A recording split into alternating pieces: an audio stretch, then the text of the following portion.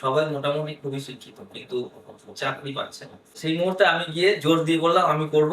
সমস্ত যারা শুনবে যে পিটিএ কোনোদিন পাত হয় না, পিটিএ কোনোদিন তার হয়, তারা দেখেনি তাই বলতো। আমি চাইবো তারা সাকসেস পাক। কাস্টমার আছে বলেই আমি আছি। কাস্টমার না থাকলে আমার কোনো অস্তিত্ব নেই। থেকে যারা উপকার পেয়েছেন তারাও কমেন্ট করবেন। আর যারা অপকার পেয়েছেন তারা অবশ্যই কমেন্ট করবেন এবং কি অপকার পেয়েছেন বলবেন। আমি তাদের সর্ট আউট করার চেষ্টা করব। আশা করি আমার জানতে আমি কোনোদিনও কারো অপকার করিনি। নমস্কার, আমি চিনির সাথে চায়ের আড্ডার এপিসোডে আপনাদের ওয়েলকাম। আজকের পডকাস্টে কিন্তু অত্যন্ত চকচকে এবং আকর্ষণীয় হতে চলেছে। সোনা শুধু ধাতু নয়, এটি আমাদের কাছে একটি ইমোশন এবং অত্যন্ত আবেগের একটি জিনিস। আর এই কাঁচা সোনাকে গলিয়ে নিজের হাতের জাদুতে যিনি বিভিন্ন গহনা তৈরি করেন, তিনি আজ আমাদের স্টুডিওতে রয়েছেন। আমাদের সাথে রয়েছে দেবাশিস দা। কেমন আছো বলো? খুব ভালো আছি। কেমন লাগছে এখানে এসে? খুব ভালো লাগছে। তো আজকে আমরা প্রথমেই এটা তোমায় জিজ্ঞেস করবো যে এই প্রফেশনে আসা কিভাবে? এই প্রফেশনে আসা আমার মামার বাড়ির তরফ থেকে, মানে আমার মামা, তারপরে আমার মামার ছেলেরা যারা আমার থেকে অনেক বয়সে বড়, আমার দাদারা, তারা দেখতাম যে তারা সব ছোটবেলা থেকেই বাইরে চলে যেত, দিল্লি, বোম্বে, গুজরাট। আমার যেহেতু জন্মস্থান মেদিনীপুর, তো আমার মেদিনীপুরের ওই সাইডে ম্যাক্সিমাম গ্রামে তেমন কিছু কাজবাজ থাকে না, তো সবাই ওইদিকে চলে। তো যদিও আমি মধ্যম গ্রামেই থাকতাম প্রথম থেকেই, তো দেখতাম যে আমার পিসির ছেলে, ৩ ছেলে, আমার দাদা, পিসতুতো দাদারা সবাই মোটামুটি খুবই শিক্ষিত, কিন্তু চাকরি পাচ্ছে না সেই সময় থেকেই। তো আমার মাথায় ঢুকে গেল যে আমি যদি খুব বেশি এডুকেটেডও হয়ে যাই, সময়টা আমার বেকার নষ্ট হবে। আমি এতগুলো বছর পড়াশুনো শিখবো, তারপরে ডিগ্রি পাবো, সেই ডিগ্রি নিয়ে এই অফিস সেই অফিস, এখানে সেখানে দৌড়াদৌড়ি, চাকরি পাবো না। তারপরে আমি দেখলাম যে এরা প্রচুর টাকা পয়সা এদিক ওদিক দিয়েও ঠকেছে, চাকরি বাকরি হচ্ছে না। তখনই মাথায় ঢুকে গেল যে কিছু একটা করতে হবে, আর করতে গেলে তো ওয়েস্ট বেঙ্গল ছেড়ে বাইরে যেতেই হবে। অনেক ছোটবেলায় এটা মাথায় ঢুকে গেছিল। তো আমি বিনা টিকিটে, আমি কিন্তু বোম্বে অ্যাকচুয়ালি বাড়ি থেকে পালিয়ে চলে গেছিলাম। আচ্ছা। হ্যাঁ। তো ৩ বছর পরে আমি যখন বাড়িতে প্রথমবার আসি, তখন আমার মা আমাকে দেখে কেঁদে অজ্ঞান হয়ে ফিট হয়ে গেছিল। আচ্ছা। ঠিক আছে, আমার পাড়ায় মানে মেলা লেগে গেছিল, মানে আমার বন্ধু বান্ধব, পাড়া, আত্মীয় স্বজন সবাই আমাকে দেখতে এসেছিল যে কোথায় গায়েব হয়ে গেছিল আর কিভাবে ছিল আর কেমন মানে এখন কেমন আছে, এটা দেখার জন্য প্রচুর মানুষ এসেছিল আমার বাড়িতে। পালিয়ে চলে গেছিলাম আমি, পালিয়ে চলে গিয়ে এবারে ওখানে বিভিন্ন রকম পরিস্থিতি। হ্যাঁ, তো সেখান থেকে একটা ফ্যাক্টরিতে কাজে ঢোকা, একদম ছোটবেলায়। আমার একটা ছবি আছে, আমি দেবো, সেটা তুমি এখানে দিও। একদম একদম। তখন খুব বেশি হলে আমার বয়স 13 বছর কি 14 বছর হবে, অনেকই ছোট। অনেক ছোট। তো সেই সময় থেকেই আমি এই কাজের সাথে যুক্ত। প্রথম যখন তুমি গয়না তৈরি করেছিলে, তো সেই দিনটার কথা মনে আছে? মানে অভিজ্ঞতাটা কিরকম ভীষণভাবে ছিল? মনে আছে, ভীষণভাবে। তার কারণ আমরা যে সমস্ত ফ্যাক্টরিতে কাজ করতাম, সেই সমস্ত ফ্যাক্টরিতে কাজ কেমন হতো, মনে করো 50 জন কারিগর আছে, তো তাদের আমরা জোগাড় দিতাম। কেমন জোগাড় দিতাম? তাদের রান্না করা, বিছানাপত্র গুছানো, জামা কাপড় কেচে দেওয়া, টিফিন করে দেওয়া, তারপরে এই সমস্ত করতে করতে বাজার করা, এই সমস্ত করতে করতে রাতের পরে, মানে রাত 10টা 11টা 12টার পরে যেটুকু টাইম যারা রাত জেগে কাজ করতো, যাদের কাছে কাজ আর্জেন্ট হয়ে যেত, শিখতে গেলে সেই সময়টুকু বসে তোমাকে কাজ শিখতে হতো। তো এরকম ভাবে কাজ শিখতে শিখতে শিখতে শিখতে যখন 2 বছর পরে আমি বুঝে গেলাম যে হ্যাঁ, আমি কাজ শিখে গেছি, এবার আমি নিজে হাতে কাজ করতে পারবো। কিন্তু সেই সময় যদি তুমি নিজে হাতে কাজ করতে চাও, তখন তাদের জোগাড় দেওয়ার লোক কমে যাবে। তো যে কারণে তোমাকে তারা যতদিন পারবে খাটিয়ে নিতে চাইবে। আচ্ছা। তো সেই সময় মানে একটা বিশাল গল্প আছে সেই জিনিসটা নিয়ে। প্রথম যখন কাজ শিখলাম, আমার যে কারিগর ছিল, হ্যাঁ, নবকুমার রানা, তার সাথে এখনো আমার যোগাযোগ আছে। সে বলল যে তুই তো কাজ শিখে গেছিস, সেটকে গিয়ে বল যে কাজ দিতে, তুই করবি। তো আমি গিয়ে বললাম, বলার পরে যখন সেট এসে ফ্যাক্টরিতে, যখন সব কারিগররা সারি সারি বসে থাকে, তো বললো যে ও কাজ শিখে গেছে বলছে, ওকে কি কাজ দেবো? তখন আদার্স যারা কারিগর, না না, ও কিচ্ছু পারে না, ওকে দিলে পারবে না, এখনো কিচ্ছু হয়নি। তখন চলে গেল সেট ফেরত। তো তারপর থেকে যখনই আমি কাজে বসতাম, কেউ আমাকে বলতো এটা করে দে ওটা করে দে, তখন আমি তাদের আমি তো পারি না করতে, আমি করতে পারবো না। তখন আমিও একটুখানি অন্যরকম শুরু করলাম। তারপরে একটা খুব ভারী একটা কাজের অর্ডার এসেছিল এবং আচ্ছা। প্রচুর টাফ কাজটা, এবং সেই কাজটা আমার যে কারিগর ছিল যার কাছে আমি বসে কাজ শিখতাম হুম সে পারবে, আর একজন বয়স্ক কারিগর আছে হুম, বুড়োদা, সে হুম, পারবে। আচ্ছা। তা প্রথম জেরক্স আসে হুম, শোরুম থেকে, যখন অর্ডার আসে হুম, ফ্যাক্টরিতে প্রথম জেরক্স বুড়োদার হাতে আসে। হুম, তো সব কারিগরের হাত ঘুরে সবাই না করে দিয়েছে, বুড়োদার কাছে চলে গেছে। এবার বুড়োদাও দেখছে, বুড়োদারও বয়স হয়েছে, চোখে চশমা, বুড়োদা বলছে এখন আমার দ্বারা এই কাজ এখন আর সম্ভব না, এটা একমাত্র আমার যে কারিগর তার কথা বলছে। এবার সে হ্যাঁ, বলছে আমিও না করে দেবো, তুই ধরবি, তুই বলবি আমি পারবো, আচ্ছা। তারপর তুই আমার পাশে বসবি, আমি তো আছি, হুম কাজ উতরে যাবে। হুম হুম, তো এই বিষয়টা নিয়ে একটা বিশাল পুরো একটা ফ্যাক্টরির মধ্যে এরকম একটা চলছে যে এত একটা টাফ কাজ এসেছে, বুড়োদা না করে দিয়েছে এই কাজটা, তাহলে আমাদের ফ্যাক্টরি থেকে বেরিয়ে যাবে। আচ্ছা। তো সেই মুহূর্তে আমি গিয়ে জোর দিয়ে বললাম আমি করব, হ্যাঁ, আমাকে দেওয়া হোক। বাহ। তো আমাদের ওখানে না এরকম বেত থাকতো, বেত আমাদের আচ্ছা সেটের কাছে। আচ্ছা আচ্ছা। তো বেতটা দেখিয়ে বলছে এটা দেখেছিস তো, হুম না পারলে কিন্তু মাটিতে একটা পড়বে না, সব পিঠে পড়বে। তো আমাকে বললো তুই টেবিল পরিষ্কার কর, মালিকের সাথে একটা মানে সেটের সাথে একটা তর্ক বিতর্ক হুম হলো। হুম, বললো তুই টেবিল পরিষ্কার কর, এখনই টেবিল পরিষ্কার কর, এখনই সোনা গালিয়ে তোকে দেবো। এবারে আমি আমার যে কারিগর নবকুমার রানা তার পাশেই টেবিল পরিষ্কার করে ওখানে বসে গেলাম। আচ্ছা। তো বসে যাওয়ার পরে যথারীতি সোনা গালিয়ে দেওয়া হলো, জেরক্স আমার কাছে দেওয়া হলো। আমি দাদাকে জিজ্ঞাসা করলাম, দাদা বললো এতটা কেটে তার কর, এতটা কেটে পাত কর, এতটা কাটাই দোকানে দে, এতটা বলে দে, হুম এটা চেন হবে, সব আলাদা বলে দিল। সেইভাবে শুরু হয়ে গেল কাজ। এবার যখন কাজের জোগাড় জান্তি সব হয়ে গেল, হুম, এবার মোমে সাজানো হয় প্রথমে কাজটা, কালো মোমে হ্যাঁ, সাজানো হয়। পুরো কাজটা যখন সাজানো হলো আচ্ছা। তখন একবার সিনিয়র কারিগররা চেকে আসবে, চেকে মানে বুড়োদাকে দিয়ে চেক করানো হবে। হুম হুম এবার তখন বুড়োদার একটা ইগোতে হাট হচ্ছে যে আমি ছেড়ে দিলাম সেটাও করছে। হুম, তখন সঠিক কাজগুলো এসে অনেক কারিগররা এসে বলছে এটা হয়নি, এটা তুলে দাও, এটা খুলে দাও। ওরা নিজেরাই চিমটে দিয়ে খুলে দিচ্ছে, বলছে এটা হয়নি, এটা টেরা বেঁকা হ্যান ত্যান অনেক কিছু দেখাচ্ছে। হুম তা আমি নবদাকে বললাম, নবদা বলছে কিছু করার নেই, এটা হবেই, তুই হুম, আবার বসা। এবারে আবার বসানো হলো, এরকম দুবার তিনবার খুলিয়ে দেওয়ার পরে লাস্ট বার সেট নিজে আসলো, জেরক্স হাতে নিয়ে মিলালো, স্কেল দিয়ে মাপলো, সমস্ত কিছু মাপজোক হলো, বললো এবার প্লাস্টার দিয়ে দাও।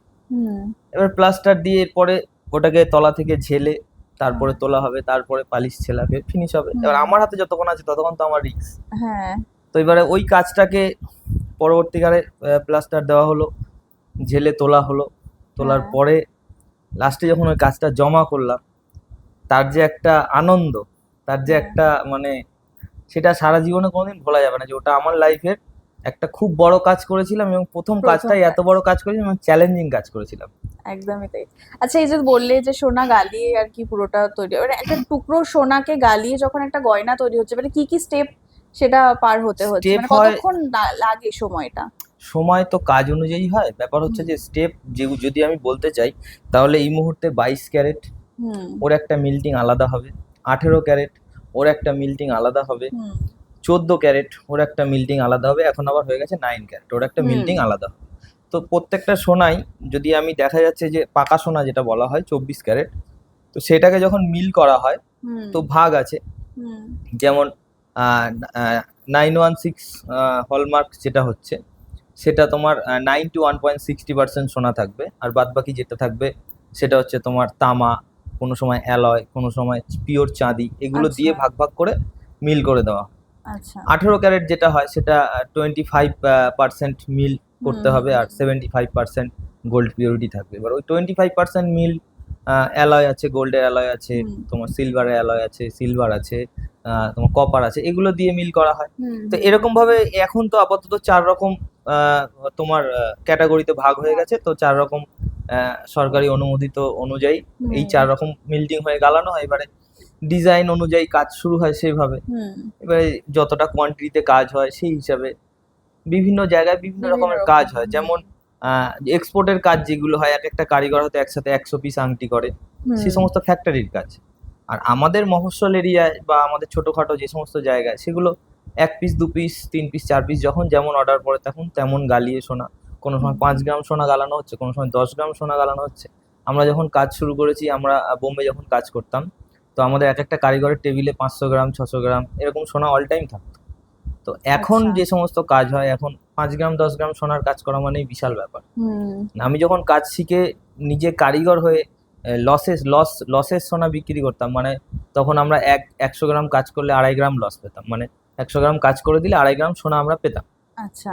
তখন যখন আমরা হাত খরচের জন্য সোনা বিক্রি করতাম, 1 গ্রাম সোনা বিক্রি করতাম 450 টাকা, 400 টাকা, 500 টাকা। আর এখন আচ্ছা। সেই 1 গ্রাম সোনা আমরা দোকান করেছি, দোকানে বিক্রি করছি 14,000 টাকা, 15,000 টাকা। ঠিক আছে, তো সেটাই। অনেকটা দিনের গ্যাপ, অনেক হ্যাঁ দিন হ্যাঁ। আগের আর এখনকার। কত বছর হয়ে গেল এই এই প্রফেশনে? 2002 সাল থেকে আর এই 2026, অনেকগুলো 26 বছর। বছর। হ্যাঁ, অনেকগুলো বছর।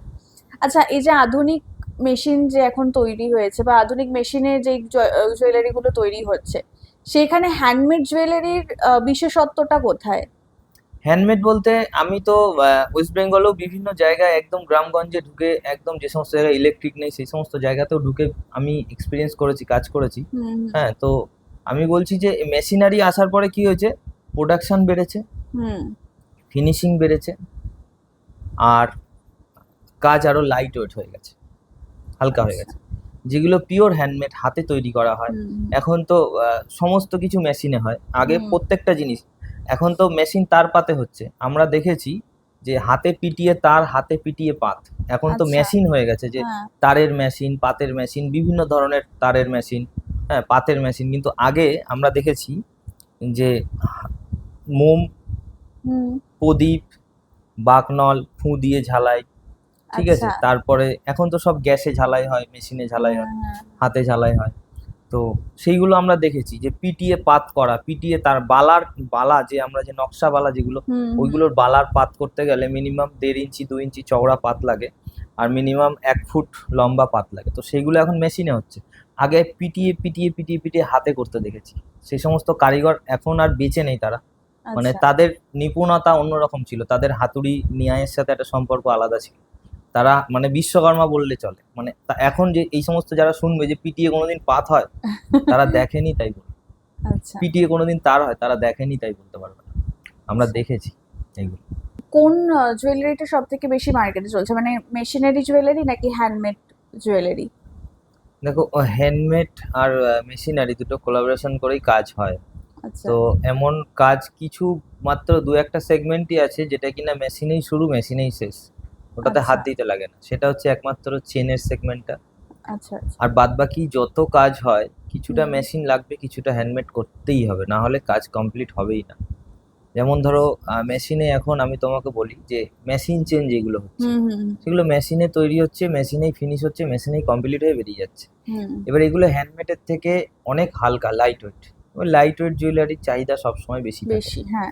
কিন্তু হ্যান্ডমেডটা আবার ট্র্যাডিশনাল। হুম হ্যান্ডমেডটা যারা চাইছে তারা চাইছে 50-50 বলতে পারো, হুম। যে এটা হালকা বলে যে ডিমান্ড খুব বেশি তা নয়। আবার এটা যে তোমার হ্যান্ডমেড বলে ভারী হয়ে যাচ্ছে, ডিমান্ড কম, তাও নয়। 50-50 বলা চলে।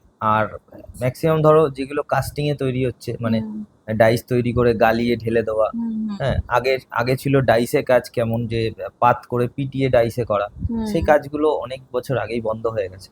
এখন যেগুলো কাস্টিং এ হয়, সেগুলো হুম। কাস্টিং করার পরেও মানে হাতে অনেক কিছু করতে হয়, হাতে ঘষতে হয়, ঠিক আছে। আচ্ছা। হাতে হাতে অনেক সেটিং এর কাজ থাকে, পালিশের কাজ থাকে, হুম সেলাইয়ের কাজ থাকে, হাত ছাড়া হবেই না। হুম। মানে বর্তমান সময়ে কোন ডিজাইনের গয়না মানুষ বেশি পছন্দ করছে, মানে কিরকম ডিজাইনের? মানে একটু ডিজাইন, ভারী গয়না নাকি আহ মানে মহিলাদের কথাই আমি যদি বলি। ভারী গয়না বলতে আহ, ভারীও না, হালকাও না, যেহেতু এখন সোনার দামটা অনেক বেশি। হ্যাঁ। তো বিক্রি বেশি কিন্তু লাইট ওয়েট জুয়েলারি, কিন্তু ভারী গয়না যে বিক্রি একদম বন্ধ হয়ে গেছে তাও নয়। ভারী গয়নার চাহিদাও আছে, ভারী গয়নার চাহিদা। যারা বড় বড় ব্র্যান্ডেড শোরুম, হুম। তাদের দোকানে কিন্তু 5 গ্রামের ওপর থেকেই গয়নার ওজন শুরু হয়, 4 গ্রামের উপর থেকেই গয়নার ওজন শুরু হয়। আর আমাদের মতন ছোটখাটো দোকানে কিন্তু 500 মিলি, 1 গ্রাম থেকে গয়নার ওজন শুরু হয়, ঠিক আচ্ছা। আছে। তো এগুলো জায়গা জায়গার ব্যাপার আছে। হ্যাঁ হ্যাঁ সাউথের দিকে গেলে তুমি দেখবে এক একজনের সব মোটা মোটা ভারী ভারী গয়না। হ্যাঁ। আমাদের কলকাতায় দেখবে সব লাইট ওয়েট গয়না ম্যাক্সিমাম পরে, ভারী হুম। গয়না খুব কম মানুষ পরে। কম পড়ে। এই হচ্ছে ব্যাপার। আচ্ছা, যারা ধরো এই যে বিয়ের সিজন আসছে, তো এই বিয়ের গয়না কেনার সময় কোন কোন জিনিসগুলোকে মাথায় রেখে কেনা উচিত, বা সেরকম কেনে কোন, মানে কোন ধরনের জিনিসগুলো বেশি বিক্রি হয় বিয়ের টাইমে? বিয়েতে বাঙালির বিয়ে মানে শাঁখা পলা বালা এগুলো তো লাগেই। লাগবে। শাঁখা পলা বালাটা মেন বেশিরভাগ বিক্রি হয় বিয়ের গয়নাতে। আর বিয়ের গয়নার ক্ষেত্রে যদি বলো যে কাস্টমার লাভ লসের ব্যাপার হুম বা কিভাবে তাদেরকে গাইড করা যায় যে তারা হুম বিয়ের হুম গয়নাটা কিভাবে কিনবে, হুম কিভাবে কম খরচে কিনবে। হুম তো সেক্ষেত্রে দেখা যাচ্ছে যে এই মুহূর্তে আমাদের সরকার থেকে যেটা করে দিয়েছে খুব ভালো একটা জিনিস, যে হলমার্কের ওপরে HUID চেক করে হুম কেনা। তো তুমি যদি একটা বড় ব্র্যান্ডেড শোরুমে কেনো, তাহলে তোমার মেকিং চার্জ লাগাবে 15%, 10%, 12% হুম এরকম। আর যদি তুমি পাড়ার কোনো ছোটোখাটো দোকান থেকে কেনো, সেক্ষেত্রে কিন্তু তোমার মেকিং চার্জ হাফেরও কম হয়ে যায়, সেই একই কোয়ালিটির গয়না, আচ্ছা। সেই ফিনিশিংও একই পাবে, সোনার কোয়ালিটিও একই পাবে, উল্টে আরো ভালো পাবে। মাইক্রো গোল্ড, যেটা আজকের এপিসোডের খুব আকর্ষণীয় একটা টপিক। আমার মনে হয় না অনেকে জানেন বলে এই বিষয়টা নিয়ে। তো দেবাশিস দা, তুমি এই মাইক্রো গোল্ড নিয়ে এতদিন রিসার্চ করছো, তো কিরকম কি সাকসেস পেয়েছো? মাইক্রো মাইক্রো গোল্ড গোল্ডের চাহিদা কতটা মাইক্রো মার্কেটে? গোল্ডের চাহিদা পাগল করা চাহিদা। মাইক্রো গোল্ডের বিশাল ক্রেজ আছে মার্কেটে, শুধু আমাদের ওয়েস্ট বেঙ্গল কলকাতায় নয়, অল ওভার ইন্ডিয়াতে এবং ইন্ডিয়ার বাইরেও। ইভেন বাংলাদেশ থেকেও এত রিকোয়ারমেন্ট আসে অল ওভার ওয়ার্ল্ড বলতে পারো। যেখানে যেখানে গোল্ডের চাহিদা আছে, যারা একটু গয়না পরতে পছন্দ করে হুম বা যারা ইন্ডিয়ান, যারা আউট অফ কান্ট্রিতে থাকে, হুম তারা কিন্তু প্রচুর চাহিদা, প্রচুর ডিমান্ড করে যে আমার এটা দাদা লাগবে, ওটা লাগবে।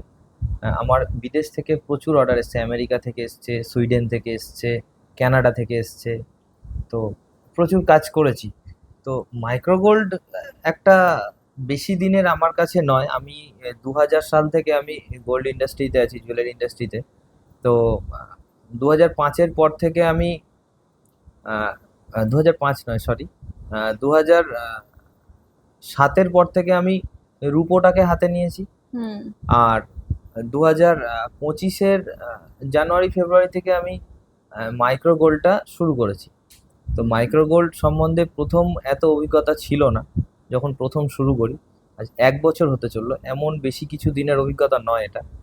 তো যে কারণে আমরা অনেক জায়গায় অনেক কিছু ঠকেছি বা মানুষকে সেরকমভাবে বলতে পারিনি খুলে জিনিসটা। হুম তো আজকে মাইক্রো গোল্ডটা আমার নিজের হাতের মুঠোয় আছে, আমার নিজের গ্রিপের মধ্যে আমি করেছি। হুম তো এই মুহূর্তে মাইক্রো গোল্ড নিয়ে তুমি আমাকে যে কোনো প্রশ্ন করলে আমি বলতে পারবো। হুম এবং দীর্ঘ 1 বছরে আমার সাথে যা ঘটেছে, খুবই দুঃখজনক ঘটনা, সেগুলোও বলবো। এবং আগামী দিনে যেটা হবে সেটা খুব একটা দারুণ ব্যাপার হবে, খুব ভীষণ মানে সুন্দর একটা বিষয় হবে। আচ্ছা। তো মাইক্রো গোল্ড সম্বন্ধে তুমি আমাদের দর্শকদেরকে কি জানাতে চাও বা তুমি কি জানতে চাও? মাইক্রো গোল্ড কি, এটা তো সবার মনে একটা প্রশ্ন থাকবে। মাইক্রো অর্থাৎ ক্ষুদ্র, হুম গোল্ড মানে সোনা, আচ্ছা। এটাই। অর্থাৎ তুমি যদি একটা কোনো বড় অর্নামেন্টস, একটা বড় গয়না করতে চাও, একটা সীতাহার করতে চাও, হুম মনে করো ডিজাইনটা খুব গর্জাস, হুম তো সেখানে 50 গ্রাম সোনা লাগবে। তো আজকে সোনার যা দাম, সেই অনুযায়ী 50 গ্রাম সোনা কিনে জিনিসটাকে ইউজ করা, এবং হয়তো তুমি অকেশনাল পারপাস বছরে 2-1 বার পড়বে, এবং অতটা ইনভেস্ট করে সেই এটা পড়াও রিস্ক, আবার ইনভেস্ট করে রেখে দেওয়াও রিস্ক। এখন ম্যাক্সিমাম মানুষ টাকা অনেক এমন এমন বিজনেসে ইনভেস্ট করে যেখান হুম থেকে রিটার্নটা খুব ভালো আসে।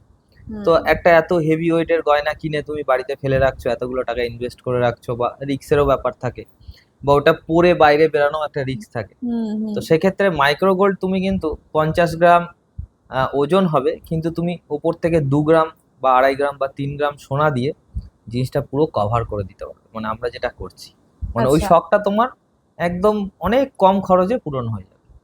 আচ্ছা। এটাতে অনেকেই ভাবতে পারে যে এটা ভেতরে কোনো সিটি গোল্ড ব্যাপার কিছু থাকছে কিনা। সিটি গোল্ড বলতে প্লেটিং জগতে না, প্লেটিং জগৎটা আমি দেখছি আজ 1 বছর ধরে। হুম প্লেটিং জগতে অনেক কিছু বোঝার আছে, অনেক কিছু জানার আছে। যেমন গোল্ড প্লেটিং অনেক রকমের হয়।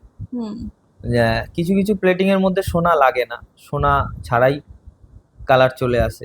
হুম কিছু কিছু প্লেটিং এ অল্প, একদম খুব কম, হয়তো 1 গ্রাম সোনাতে হয়তো তোমার 2 কিলো 3 কিলো গয়না কালার চলে আসবে।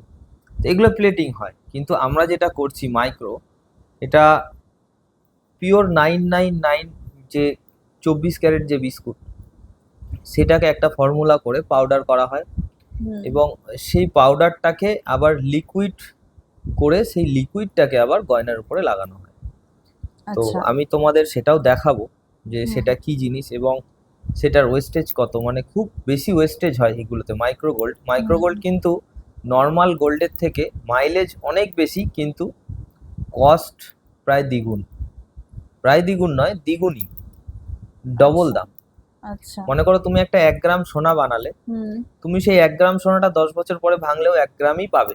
হুম। কিন্তু মাইক্রো গোল্ড ক্ষেত্রে তুমি যদি কোনো গয়নার উপর 1 গ্রাম সোনা ইউজ করো, হুম। সেই 1 গ্রাম সোনাটা কিন্তু পরবর্তীকালে তুমি যদি কোনো দোকানে গিয়ে গালাও তাহলে 500 মিলি পাবে, আর যদি তুমি আমার কাছে রিটার্ন করো তাহলে তুমি 600 মিলির দাম ফেরত পাবে।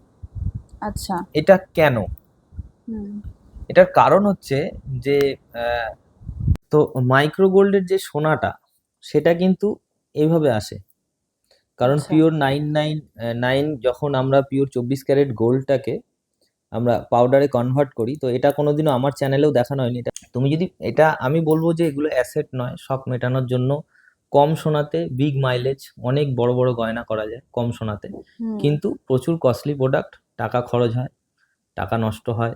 তো যাদের মানে খুব মানে গরিবানা মতে চলে, হুম। হুম। যাদের পয়সা নষ্ট করার মতন জায়গা নেই, হুম। তারা মাইক্রো গোল্ড না কেনাই ভালো। তার কারণ 1 গ্রাম সোনা তার ঘরে থাকলে আপদ বিপদে কাজে লাগবে, হুম। কিন্তু 1 গ্রাম মাইক্রো গোল্ড নিয়ে গেলে সে যখন রিটার্নে 600 মিলি পাবে, তারও খারাপ লাগবে, আমারও খারাপ লাগবে। তো যে কারণে আহ, যাদের আছে তারা করো, যাদের ইচ্ছা আছে তারা করো, শখ মেটানোর জন্য করো। কিন্তু অ্যাসেটের জন্য যারা করতে চাইছো তারা পিওর গোল্ড কেনো, তারা 1 গ্রাম কিনলে 1 গ্রামই পাবে। হুম। এবং গরিবানা মতে যারা অল্প অল্প করে সোনা জমা, হয়তো বছরে সে 1 গ্রামই কেনার ক্ষমতা রাখে, হুম। বা 2 মাস 3 মাস অন্তর হয়তো সে 1 গ্রাম সোনাই কেনার ক্ষমতা রাখে, তো তাদের জন্য মাইক্রো গোল্ডটা নয়।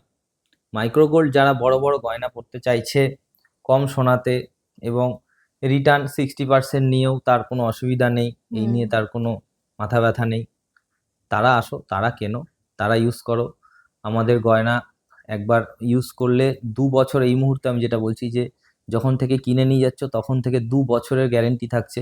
2 বছরের মধ্যে যতবারই তোমার গয়নার সোনা ক্ষয়ে যাবে, হুম। বিনা খরচায় আমরা ততবারই সোনা লাগিয়ে দেবো। কিন্তু 2 বছর পর থেকে যখন তুমি লাগাবে, যতটা পরিমাণ সোনা লাগাবে সেই পরিমাণ সোনার দামটা কিন্তু আমাদেরকে দিতে হবে, এবং সেই পরিমাণ সোনার মজুরিটাও আমাদের দিতে হবে। আচ্ছা। এটাই মাইক্রো বলার। গোল্ড মানে এটা কি ক্ষয় হয়ে যায়?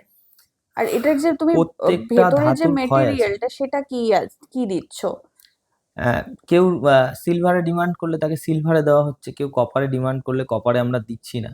আমরা একটা নতুন মেটাল আবিষ্কার করেছি, যেটা সোনাতে মিক্স করা হয় যে অ্যালয়টা। হুম। 9 ক্যারেট সোনাতে তো 37.5% গোল্ড থাকে, আর বাদ বাকি অ্যালয় থাকে বিভিন্ন ধরনের। পিওর চাঁদি দিয়ে মিল করা হয়, তামা দিয়ে মিল করা হয়, অ্যালয় দিয়ে মিল করা হয়। হুম। তো আমরা সেই অ্যালয় টাইপেরই কিছু ধাতুকে আমরা ভাগ ভাগ করে, কিছু এক্সপেরিমেন্ট করে সেই ধাতুটাকে গালিয়ে আমরা এমন একটা ধাতু তৈরি করেছি, যেটা দেখতে কিনা পুরো সোনার মতনই, হুম। কিন্তু সেটা সোনা নয়। সেই ধাতুটার উপরে আমরা যখন সোনাটা লাগাচ্ছি, তো সেটার লংজিভিটিও ভালো হচ্ছে, ফিনিশিংও ভালো হচ্ছে, দেখতেও সুন্দর হচ্ছে। সেই ধরনের কিছু প্রোডাক্ট আমি আজকে দেখাবো হুম। এখানে, সেগুলো কি। আর সিলভারের ওপরে দিলে সিলভারের যেটা রিটার্ন ভ্যালু আছে সেটা 100% পাবে। আর যেহেতু মাইক্রো গোল্ডে 60%-এর উপরে দেওয়ার ক্ষমতা নেই আমার, অ্যাকচুয়ালি সোনাটা লাগছেই 50%, কিন্তু রিটার্নে 60% দেওয়া হচ্ছে, যেহেতু রিটার্নটা আমার কাছে আসছে। হুম। এবং সেটা যদি মোটামুটি ভালো কন্ডিশনে থাকে, সেটা আমি পালিশ করে একবার ছিলে আবার তার উপর সোনা লাগিয়ে আমি সেটাকে মার্কেটে দিতে পারবো, যদি প্রোডাক্টটা ভালো থাকে। সে আচ্ছা। কারণেই 60%।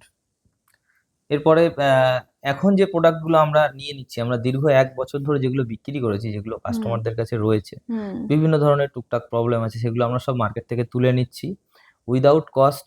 আবার নতুন গয়না আমরা তাদেরকে দিচ্ছি। এবং আচ্ছা। যারা, আমি এখন আরেকটা বিষয় একটুখানি আলোকপাত করব, যেটা হচ্ছে কিনা, আমরা যখন, আমার কাছে ল্যাব ছিল না, যখন এর গভীরতা জানতাম না, আমরা যে কোনো কোম্পানিতে যখন এই কাজগুলো করাতাম, হয়তো তাদের অফিসে যেতাম, জিনিসটা দিতাম, এবং তারা ল্যাবে ঢুকতেও দিত না, কোথায় ল্যাব আছে সেটাও দেখাতো না, কারণ ল্যাবে বিভিন্ন ধরনের কারচুপি চলতো হুম। তাদের। হুম। তো যখন কিনা আমি বোম্বেতে আবার গেলাম, সেই হুম। ছোটবেলায় কাজ শিখতে গিয়ে, আবার এই বড়বেলায় আবার এখন বোম্বেতে গেলাম এই মাইক্রো গোল্ডের জিনিসটা শিখতে, যখন আচ্ছা। কিনা বোম্বেতে শিখতে গেলাম তখন শিখলাম, দেখলাম, বুঝলাম, তখন তো আমার মাথা ঘুরে গেল যে এরকম চলছে। তো ততদিনে কিন্তু প্রচুর প্রোডাক্ট আমার হাজার হাজার মানুষ দূর দূরান্ত থেকে এসে নিয়ে চলে গেছে, বা হুম আমরা অনলাইনের মাধ্যমে পাঠিয়ে দিয়েছি। যখন এই প্রোডাক্টগুলো তাদের বাড়িতে চলে গেছে, ফিনিশিং খুব সুন্দর, হাতে একবার পরেছে, কেউ পরেনি, কেউ আলমারিতে রেখে দিয়েছে, বের করে দেখছে কালো হয়ে গেছে। তো এই ধরনের কারচুপি হলে তো কালো হবেই। কিন্তু আমার হুম যেটা কথা বলা আছে যে আমার প্রোডাক্টের প্রবলেম হলে 100% টাকা রিটার্ন, প্রচুর মানুষকে করেছি, প্রায় 3 কোটি টাকা পর্যন্ত রিটার্ন হয়ে গেছে এই মুহূর্তে। এই বাপরে। মুহূর্তে প্রায় 3 কোটি টাকার উপরে রিটার্ন হয়ে গেছে, এখনো রেগুলার হচ্ছে। আর হুম অনেক কাস্টমার যারা আমাকে খুবই ভালোবাসে, তারা টাকা রিটার্ন নিচ্ছে না, তারা এক্সচেঞ্জ করে নতুন জিনিস নিচ্ছে, বা ওই জিনিসটাই হয়তো আমরা আবার তার খুব পছন্দ ছিল বলে হুম ওইটাকেই ভেঙে আবার নতুন করে করে দিচ্ছি, তার জন্য কোনো কস্ট নিচ্ছি না। মানে আমাদের জুয়েলারি ইতিহাসে বোধহয় এরকম কারোর সাথে হয়নি, বা কোনো দোকান এরকম করেনি হুম যে এই ধরনের আমাদের সাথে হয়েছে। মানে মনে করুন আমরা 1,000 জিনিস বিক্রি করেছি, তার মধ্যে 700 জিনিস রিটার্ন এসেছে। সেই 700 জিনিসের মধ্যে হয়তো 500 জিনিসের টাকা ক্যাশ 100% ফেরত দিয়েছি। কেউ বলতে পারবে না, কারণ এখন সোশ্যাল মিডিয়ার যুগ। যদি একটা কারোর সাথে এক চুল এদিক ওদিক হয়, সে অটোমেটিক পোস্ট করবে যে আমার সাথে এই দোকানে এই ঘটনা হুম ঘটেছে। এখনো পর্যন্ত একটা এরকম ধরনের পোস্ট কিন্তু পাওয়া যায়নি, তার কারণ আমরা প্রত্যেকটা কাস্টমার সাপোর্টে সবসময় ছিলাম। যাদেরই প্রোডাক্টে প্রবলেম হয়েছে, আমরা যদি তারা চেয়েছে টাকা, সঙ্গে সঙ্গে কোনো কথা নেই, 100% টাকা রিটার্ন। আর যারা চেয়েছে যে না দাদা আমার জিনিসটা খুব পছন্দ হয়েছে, তুমি তো ইচ্ছা করে করোনি, এটা হয়ে গেছে হুম অ্যাক্সিডেন্টালি, আমার জিনিসটা আবার তুমি করে দাও, তাদেরকে করে দিচ্ছি। এখনো বলে যাচ্ছি আমি ক্যামেরার সামনে দাঁড়িয়ে যে প্রচুর মানুষ, 3 কোটি টাকা আমরা রিটার্ন করে দিয়েছি, হুম এখনো টাকা রিটার্ন করছি।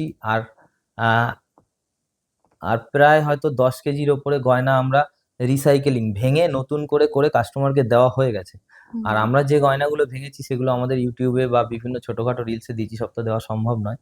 আর প্লাস প্রচুর ঝাঁ চকচকে গয়না, যেগুলো কোনো প্রবলেম নেই, দোকানে ছিল পুরনো স্টক, সেগুলো সব নাবিয়ে ভেঙে ফেলেছি এই মুহূর্তে, সব গালিয়ে ফেলে রিসাইকেল করে সোনা আলাদা রূপো আলাদা করে আমরা আবার নতুন প্রোডাক্ট করে, যেগুলো আমাদের ল্যাব থেকে তৈরি করে আমরা মার্কেটে ছাড়ছি। হুম কিন্তু এর মধ্যে এরকমও কিছু ঘটনা ঘটেছে যে হয়তো 3 মাস আগে আমাদের ল্যাবটা রেডি হুম হয়েছে, হুম আমরা হুম 3 মাস ধরে রেডি করছি, কিন্তু সেই পুরোনো গয়নার সাথে মিশে, পুরোনো গয়না তো প্রচুর স্টক ছিল, সেই হুম পুরোনো গয়নার সাথে মিশে আমাদের নতুন, আমাদের ল্যাবের গয়না হয়তো আমরা কাস্টমারকে দিয়েছি যে এটা আমাদের ল্যাবের গয়না, আপনি নিয়ে হুম যান, হুম কিছু হবে না, সেটা কালো হয়ে গেছে। সেটা কালো হওয়ার কারণ, সেটা আমাদের বাইরের হয়তো ছিল, এবার মিক্স হয়ে আমরা বুঝতে পারিনি, চলে গেছে তাদের কাছে।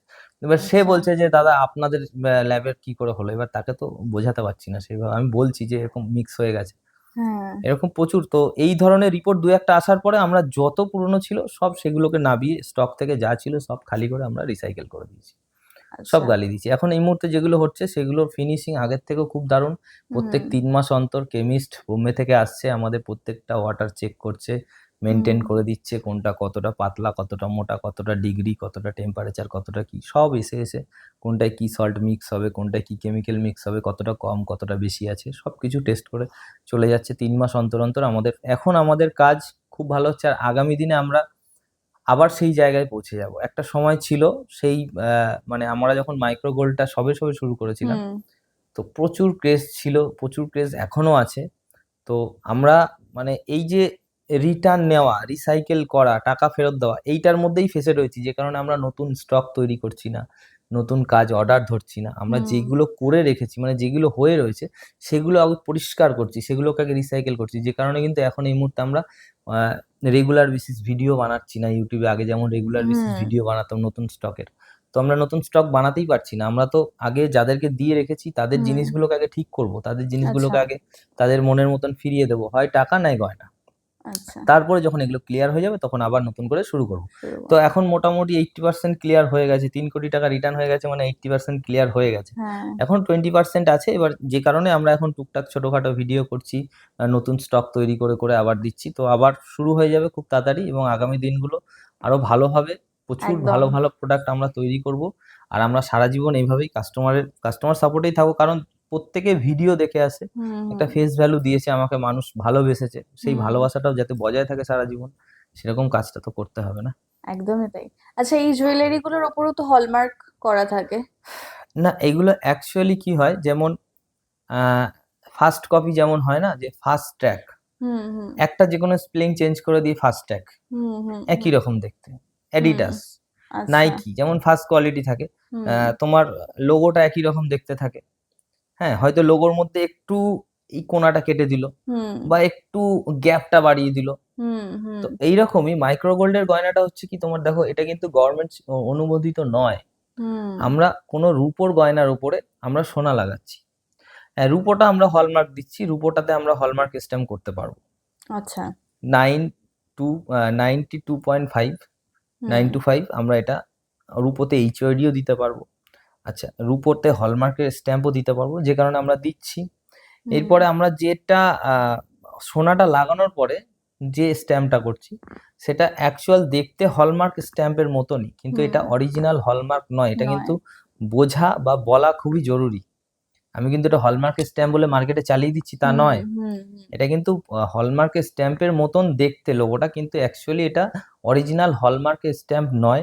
এখানে নিচে মাইক্রো গোল্ড বলে লেখা থাকে। আচ্ছা। 916 অবশ্যই লেখা থাকে, লিখতে পারি আমি 916, তার কারণ আমি হুম সোনা দিচ্ছি 24 ক্যারেটের, আমি 22 ক্যারেটের স্ট্যাম্প 916 দিতে পারি। হুম কিন্তু আমি HOID দিতে পারবো না, কারণ HOID একমাত্র পিওর 22 ক্যারেট 916 গয়নাতেই হবে। এই গয়নাগুলোতে HOID হবে না। এটা আচ্ছা। স্ট্যাম্পটা দেওয়ার মানে কি, মানে হয়তো কেউ কিনলো না গয়নাটা, যে আমি একটা সোনার গয়না হুম পরেছি, হুম হয়তো কাউকে বললো যে এটা পুরোটাই সোনার। হুম এবার সে গয়নার সামনেটা দেখার সাথে সাথে পেছনটা একটু উঁচু করে দেখে নিল যে হুম স্ট্যাম্পটা আছে কিনা দেখি। হুম সে এক চান্সে দেখলে বুঝতেই পারবে না যে এটা হলমার্কের স্ট্যাম্প নয়। আচ্ছা। কিন্তু অ্যাকচুয়ালি এটা পিওর হলমার্ক স্ট্যাম্প নয়, এটা আমি পাবলিশ করছি। হুম এটা কিন্তু পিওর হলমার্ক স্ট্যাম্প নয়, এবং হলমার্ক স্ট্যাম্প শুধুমাত্র যেগুলো গভর্নমেন্ট অনুমোদিত যে সেগমেন্টগুলো আছে, 22 ক্যারেট, 18 ক্যারেট, 14 ক্যারেট, 9 ক্যারেট, এইগুলোতেই HOID হলমার্ক বসবে। বা মাইক্রো গোল্ডে কিন্তু হলমার্কের গয়না মানে হলমার্কের স্ট্যাম্প বসার কোনো প্রশ্নই নেই, কোনো জায়গাই নেই। আচ্ছা। এটা আমরা একটা স্ট্যাম্প দিই, এটা আমাদের নিজস্ব স্ট্যাম্প বলতে পারো, যে হলমার্কের স্ট্যাম্পের মতন দেখতে। হুম এবং নিচে হুম আমরা কিন্তু মাইক্রো গোল্ডটা অবশ্যই লিখে দিই, যাতে অন্য কোনো দোকানে গিয়ে বা অন্য কোনো জায়গায় গিয়ে অন্য কোনো কেউ কারোর সাথে ঠক জচ্চুরি চিটিংবাজি প্রতারণা না না করতে হতে না পারে। করতে পারে। হ্যাঁ হ্যাঁ। এটাও দেখতে হবে। আচ্ছা, এরকমও তো আছে যে যারা তোমাকে কপি করেছে বাট তারা সাকসেস পায়নি বা এরকম, আমি চাইবো তারা সাকসেস পাক। কপি করলে তো মানে সাকসেসফুল ঠিক মতো মানুষকেই জিনিসটা আর কি না বুঝে। সাকসেসফুল মানুষকেই সবাই কপি করে এবং করে একদমই তারা তাই। সাকসেস পেতে চায়। হুম তো এখন দেখবে অনেক ইন্টারনেটে দেখবে যে সালমান খানের মতন অনেকে লুক নিয়ে অনেক স্টেজ প্রোগ্রাম করছে, হুম তারা তাদের হুম রুজি রুটি করছে, তারা দাঁড়িয়ে যাচ্ছে। হুম ধরো তোমার সঞ্জয় দত্তের মতন অনেকে করছে, তো হুম কপি করে তারা কিন্তু সাকসেস। হুম তো ব্যাপার হচ্ছে কপি করে সাকসেস তখনই হবে যখন সৎ মানসিকতা থাকবে। সৎ মানসিকতা থাকতেই হবে। আজকে আমার থেকে যারা গয়না নিয়ে গেছে, আমি তাদেরকে যদি তাদের সাপোর্ট না করি, তাদেরকে যদি আমি যদি তাদের অ্যান্সারের উত্তর না দিই, যে তারা একটা গয়না তুমি কিনে এনেছো, সে হোক 5 টাকার, 500 টাকার, 5,000 টাকার, 5 লাখ টাকার, হুম হতেই পারে। কাস্টমার বিভিন্ন ধরনের আছে, কিন্তু প্রত্যেকেই কাস্টমার, এটা দেখতে হবে। কাস্টমার আছে বলেই আমি আছি, কাস্টমার হুম না থাকলে আমার কোনো অস্তিত্ব নেই। হুম তো যে কারণে কাস্টমারের ছোটখাটো প্রবলেম হলেও আমাকে দেখতে হবে, অবশ্যই দেখতে অবশ্যই। হবে। এবং একটা ফোন আসা মানে আমাকে কিন্তু অ্যাটেনশন হতে হবে সঙ্গে সঙ্গে, যে হ্যাঁ আপনার কি প্রবলেম হয়েছে বলুন, আমি হুম এক্ষুনি সলভ করছি যত তাড়াতাড়ি করা সম্ভব। এবং একদম। আমার এই ভিডিওটা যারা দেখছেন আমি তাদেরকে পার্সোনালি একটা অনুরোধ করব, যে আমার থেকে যারা উপকার পেয়েছেন তারাও কমেন্ট করবেন, আর যারা অপকার পেয়েছেন তারা অবশ্যই কমেন্ট করবেন, এবং কি অপকার পেয়েছেন বলবেন, আমি তাদের সর্ট আউট করার চেষ্টা করব। আশা করি আমার জানতে আমি কোনোদিনও কারোর অপকার করিনি, এবং আমার দোকানে যারা এসেছেন আমার অজান্তে যাদের ভুল হয়েছে আমি শোধরানোর চেষ্টা করেছি। একদমই তাই। খুব ভালো লাগলো কথাগুলো শুনে। মানে এতটা সৎভাবে কেউ বলে না আমার মনে হয়। খুব অনেস্টির সাথে তুমি কথাগুলো বললে। তো যারা এই প্রফেশনে আসতে চাইছে, তাদেরকে তুমি কিভাবে গাইড করবে বা কি বার্তা দেবে আজকে এই ভিডিওর মাধ্যমে? সরাসরি আমার সাথে যোগাযোগ করুক, কোনো সমস্যা নেই। আমি আজকে আমার দোকানের 100 মিটারের মধ্যে 3টে দোকান আমি নিজে দাঁড়িয়ে থেকে করে দিয়েছি, যারা আমার দোকানে কাজ করতো। আচ্ছা। ঠিক আছে? এটা একদম তুমি কোনোদিনও গেলে স্বচক্ষে আমাকে কেউ জিজ্ঞাসা করলে আমি বলে দেবো। সেই আচ্ছা। দোকানগুলোর আমি নাম নিচ্ছি না। হুম কিন্তু তারা একসময় আমার দোকানে কাজ করেছে, হুম আমার কাজ করেছে। আমি 4 খানা দোকান দেখিয়ে দেবো। যে যাদেরকে আমি দায়িত্ব নিয়ে দোকান ডেকোরেশন করিয়ে দিয়েছি, হুম আমি তাদের কাজ রানিং মানে বিজনেস দোকান রানিং করানোর জন্য তাদের কাজ নিজে হাতে দায়িত্ব নিয়ে করে তাদেরকে পৌঁছে তাদেরকে বুঝিয়ে দিচ্ছি এইভাবে কাস্টমারদেরকে ডেলিভারি করতে হয়, এইভাবে হুম অর্ডার নিতে হয়। বা তারা আমার দোকানে দীর্ঘদিন কাজ করার পরেও কি হয় না, একটা নিজের আলাদা বিজনেস করতে হুম। গেলে সেই এক্সপিরিয়েন্স থাকে না, হ্যাঁ, একজন পেছনে কাউকে থাকতে হয়। থাকতে হয় একদমই তো তাই। আমি তাদেরকে সেইভাবে কিন্তু অভিভাবক হিসেবে গাইড করে দিয়েছি। 4টে দোকান আমার দোকানের 100 মিটারের মধ্যে খুলে দিয়েছি।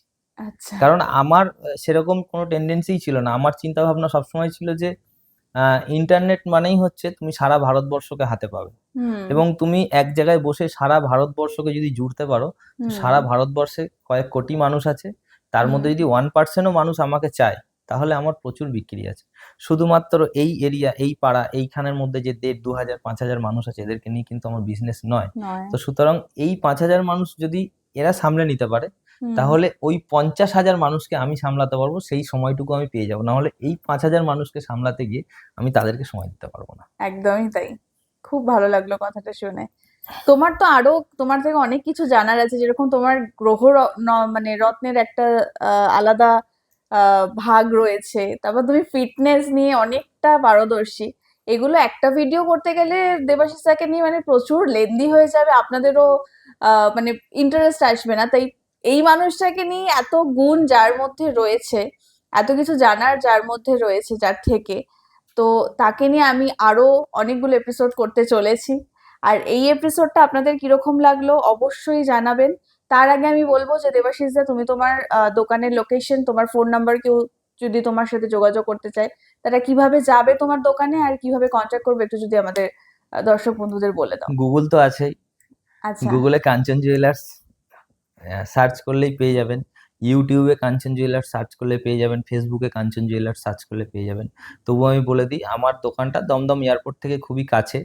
আর দমদম এয়ারপোর্ট বলার কারণ এটাই যে এই ভিডিওটা হয়তো সারা ভারতবর্ষে চলবে বা সারা ওয়ার্ল্ডে চলবে। হুম, তো দমদম এয়ারপোর্টটা সবাই চেনে। হ্যাঁ, যে কারণে দমদম এয়ারপোর্টের উল্লেখটা রাখলাম। তো দমদম এয়ারপোর্ট থেকে মাত্র 15 মিনিটের রাস্তা।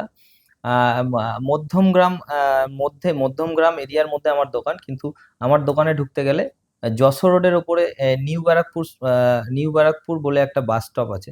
সেই হুম, বাস স্টপ থেকে নেতাজি সুভাষ রোড বলে ডান দিকে রাস্তা নেমে যাচ্ছে যাওয়ার পথে। তো ওখান থেকে আমার দোকান একটু ভেতরে, তবে খুব ভেতরে নয়, ওখান থেকে মিনিট 5 আচ্ছা। আর তোমার ফোন নাম্বারটা একটু জানিয়ে দাও। আমার ফোন নাম্বার 9836539461, এটা আমার দোকানে থাকে। তবে যখনই ফোন করবেন সকাল 11:30টার পর থেকে আর রাত 8টার মধ্যে ফোন করবেন। আর আমার পার্সোনাল নাম্বারও একটা আছে, সেটা আমি এখানে দিলাম না, কারণ পার্সোনাল নাম্বার দিলে প্রচুর ফোন আসে আর উল্টোপাল্টা টাইমে ফোন আসে। তোমার সাথে এতটা সময় কাটালাম, ভীষণ ভালো লাগলো। খুব সুন্দর একটা টপিক নিয়ে আমরা আলোচনা করলাম। আশা করছি যে এর পরেও তোমাকে আমরা পাবো আমাদের এই পডকাস্টে আরো অন্য অন্য বিষয় নিয়ে আলোচনা করার জন্য। তবু আজকে এই ছোট্ট একটা token of love thank you, আমাদের তরফ থ্যাংক ইউ। থেকে অনেক তোমার। অনেক শুভেচ্ছা তোমাদের চ্যানেলকে। তোমাদের চ্যানেল অনেক গ্রোথ হোক, এটা আমি মন থেকে কামনা করি, এবং আগামী দিন তোমাদের অনেক উজ্জ্বল হোক। Thank you. কেমন লাগলো তোমার আমাদের শোতে খুব এসে? ভালো লেগেছে। আগামী দিনে ডাকলে অবশ্যই সময় বার করে আসবো। খুব ভালো লেগেছে। Thank you so. ভিডিওটা যদি ভালো লেগে থাকে অবশ্যই লাইক কমেন্ট তো করবেন, সাথে সাবস্ক্রাইব বাটনটাও টিপে দেবেন, যাতে আমাদের আপকামিং নোটিফিকেশন গুলো আসতে আপনাদের কাছে খুব একটা সমস্যা না হয়। ভালো থাকবেন, সুস্থ থাকবেন, সবাইকে ভালো রাখবেন।